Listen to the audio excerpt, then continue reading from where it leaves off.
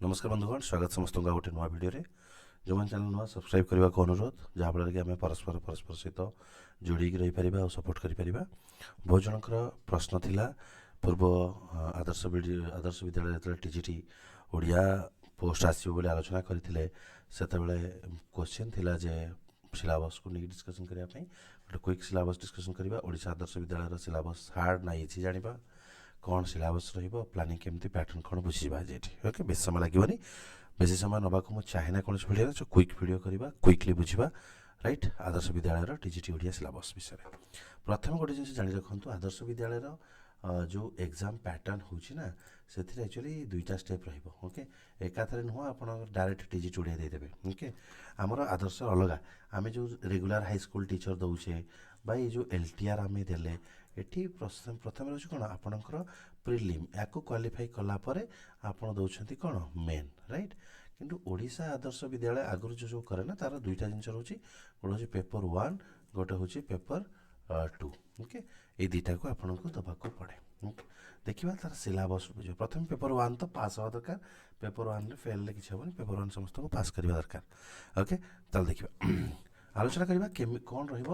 रिलेबस easy ना सहज मो हिसाब तो इजी गोटे जिन मन रखी था जो आम एलटीआर फर्स्ट टाइम जो देते आगुरी तो टीजीटी ओडिया आदर्श विद्यालय सिलेक्शन होती बहुत पिला बट जो फर्स्ट टाइम एलटीआर जो टीजीटी ओडिया सिलेबस आसला ना ये बहुत डेंजरस मत लगे गोटे वास्ट सिलेबस जोटा कि यूजीसी नेट बा एमए लेवल सिलेबस आसला बट आमर आदर्श विद्यालय से नुह ये सिलेबस को लिमिटेड रखा जाए जी जरूरी से रखा जाए तेज चलतु देखा ओके सिलेबसटा देखिए तापर आलोचना करवा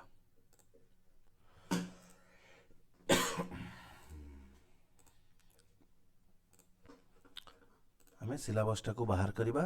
आलोचना करवा गोटे मिनट समय देवे आम डिस्कस करवा दीटा जिनस डिस्कस करवा जनरल पेपर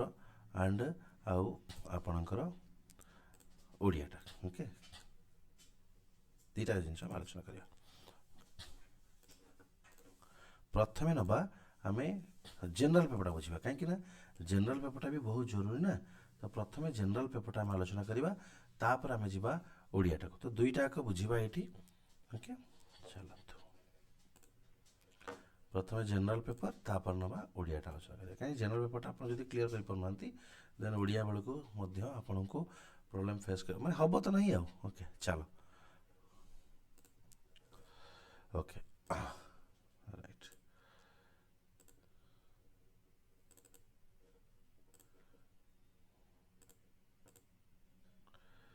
ये नवा आमर जनरल पेपर ओके ये जो पीडीएफटा आप देखुं यहाँ हूँ आपणकर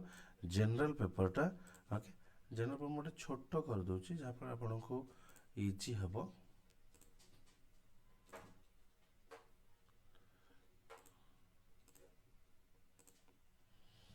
ओके ये हूँ जनरल पेपर सिलेबस बहुत सहज ओके दुईटा पार्ट विभक्त कर पार्ट 1 हूँ आप इंग्लीश लैंग्वेज आउ Odia language okay part 2 English language Odia mark I hope Etah 20 mark exam हुए पार्ट 2 आपणकर हूँ कौन यहाँ केवल लैंग्वेजटा पार्ट 2 हूँ आपणकर सीए बा करेन्ट अफेयर्स आउ विभिन्न प्रकार रीजनिंग आउ मेंटल एबिलिटी टेस्ट यही दुईटा जिनस तो ये पाखापाखि आपणकर 30 मार्क आउ 30 मार्क रही जाए ओके 30 ये 60 एंड ये हूँ 20 40 ये सिलेबस डिटेल देखा जदि इंग्लीश रे आपणकर 20 मार्क स्पॉट एरर 3 मार्क आसे fill in the blank 2 mark okay सम उच्चारित एवं विपरीत शब्द 2 मार्क spelling mistake identify 2 idioms and phrase 2 mark एमती ओवरऑल डिवाइड हो जाए ओके जमती आपंकर इम्प्रूवमेंट ऑफ सेंटेंस ऊपर 2 mark active passive voice speech sentence सफलिंग 1 mark तो ये ओवरऑल आप 20 मार्क पड़े आसला ओके तापर आसवा ओडिया जो देखा ओडिया 20 मार्क आसुची पद प्रकरण 3 मार्क शब्द को 2 वाक्य सेंटेंस पर 2 संधि 1 पदीकरण 2 समचारित शब्द 1 प्रतिशब्द 1 विपरीत शब्द 1 भ्रमसूचन 1 रूढ़ी आपणकर 2 लेखक कृति को लेकिन 5 प्रश्न तो ओवरऑल है आप 20 40 तृतीय जो रिजनिंग हूँ 30 मार्क करेन्ट अफेयर 30 मार्क एथिरे भर्बाल रिजनिंग रोचे आपणकर किछि नंबर सिस्टम 3 मार्क रैंक को 3 डायरेक्शन दिग नहीं कि कोडिंग डिकोडिंग रे 3 एनालॉजी होची 2 क्लासिफिकेशन 1 ओके सिलोजिज्म रहबो 3 नॉन भर्बाल रे आपणकर फिगर फॉर्मेशन डाइस क्यूब ये सब 1 2 राइट देन अपन completion of incomplete pattern mirror image figure matrix रहबो paper folding paper cutting spotting out the embed figure missing character letter ये सब टोटल मिसिक 20 मार्क पड़े आसो से बड़े करेन्ट अफेयर आपंकर सीए जहाँ रहिबो आपणकर स्टेट नेशनल इंटरनेशनल लेवल रो सब आसीबो ओवरऑल ये 30 मार्क तामाने आपणकर करेन्ट अफेयर रहिला 30 मार्क आपण रीजनिंग रहिला 30 मार्क ओडिया आ इंग्लिश रहिला आपण केते 40 मार्क एतिक रोचे आपणकर पेपर 1 एटा आपण सब पई ओके एटा PGT TGT computer teacher PET समस्त पे लागू हुए ओके देन द्वितीय जो देखा आपणकर कोटा टीजीटी ओडियाटा ओके टीजीटी ओडिया सिलेबस मध्य देखा जदि